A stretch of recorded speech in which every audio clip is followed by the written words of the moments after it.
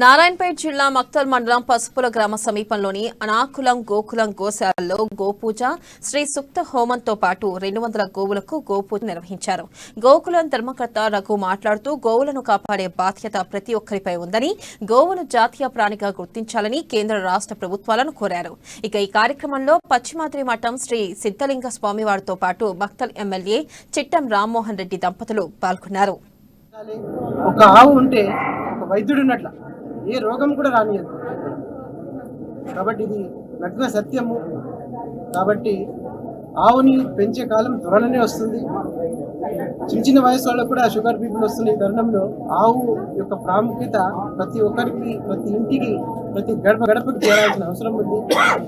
కనుక ప్రభుత్వాలు కూడా కొంచెం దీని మీద మానవులు ఒక ఆవుని మనము పూజించాలి, ఆవులకి గౌరవించాలి. ఈ వేదిక ముఖంగా మేమేం చెప్తామంటే ఈ ఆవుని మనం జాతీయ ప్రాణిగా గుర్తించాలి. ఎందుకంటే ఆవులకి అంత ఒక శక్తి ఉన్నది. కాబట్టి అది జాతీయ ప్రాణిగా గుర్తించే మాకు గౌరవం ఇచ్చినట్లయితేదని ఈ సభాముఖంగా తెలుపుతూ ప్రతి సంవత్సరం ఈ కార్యక్రమం ఇంకా పెద్ద ఎత్తున జరగాలి. వాళ్ళ కుటుంబ సభ్యులకి ఆ దేవుడు మంచి ఆరోగ్య సుఖశాంతిగా నెమ్మదిగా ఆశీర్వాదం చేయాలని కోరుకుంటూ